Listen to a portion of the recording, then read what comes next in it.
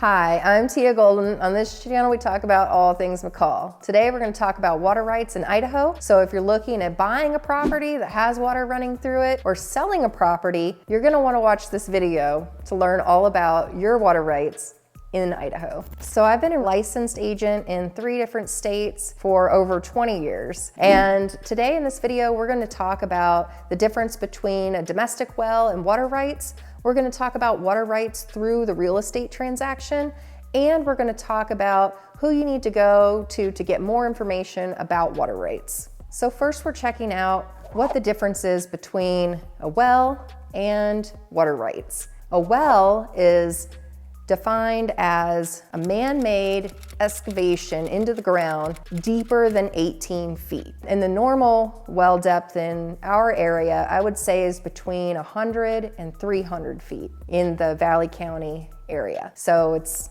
somebody's drilling, they have to at least drill 18 feet, but in our area, the average is between 100 and 300 feet. A water right authorizes the use of a private individual on a public waterway. So Idaho owns all the water in the state of Idaho, and then the property owners or the public have to get permission to use the water. When they're granted that permission, it's transferred over as a water right. In order to drill a well driller would submit what's called a start card. And this has to be submitted just 2 hours prior to drilling the well. So they don't have to apply for water rights in order to drill a well. It's completely separate. Can you issue a water right once your well is drilled? You can, and some people would recommend that, but you don't have to. So the cost of applying for a water right for your domestic well is $100. So it doesn't cost that much to get that water right attached to your well. Domestic wells can be used for up to 13,000 gallons of water per day. They can be used for stock animals to fill up for them to drink out of. They can be used for campgrounds. They can be used for irrigation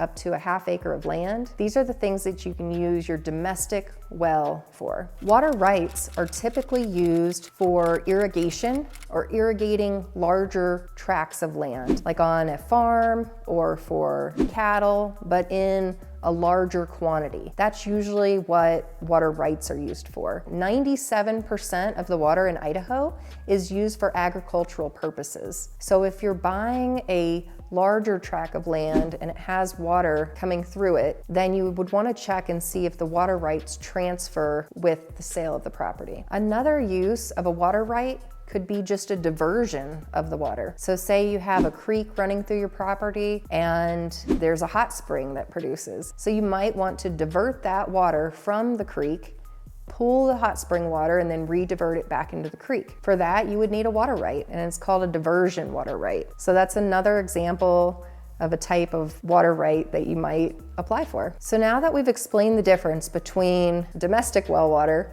and a water right, let's go over the tips that you need to know when dealing with water rights or a domestic well through a real estate transaction. One, it's important to know that the domestic wells transfer over with the property. You don't have to do anything special to transfer your well from one real estate owner to another. The second is that if you have water rights, that does have to be transferred separately, and it's transferred through the Idaho Department of Water Resources. It's important that if you expect to get water rights, that's fully spelled out in your offer or in your contract of the property that you're interested in purchasing or selling. It's also important to know that the title company is not in charge of transferring the water rights. So if you're purchasing a property or selling a property, you want to make sure to get with your real estate agent to transfer the rights correctly and to make sure that all the documentation is done so that those rights are transferred over to the new owner. So now we're going to talk about where you would go to look up well information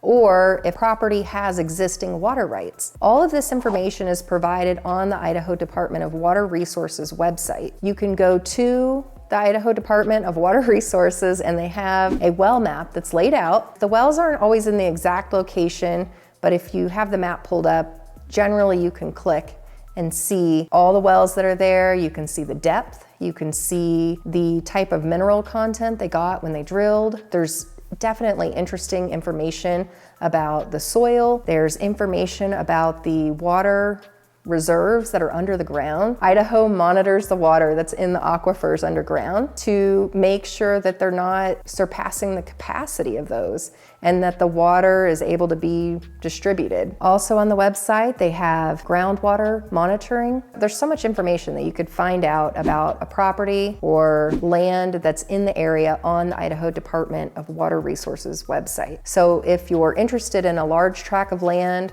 or water rights that come with something, it's definitely a website that I would check out. Another thing that's pretty important to check the website about is in the southern Idaho counties, the reservoirs seem to be a lot less than as you go to northern Idaho. And so in those areas, I would definitely call and make sure that they are able to drill wells. They do sometimes put a stop on well drilling in certain areas based on the aquifer levels. So hopefully this has given you more information about water rights and wells and how the state of Idaho operates. If it has given you more information, don't forget to like the video and subscribe to the channel.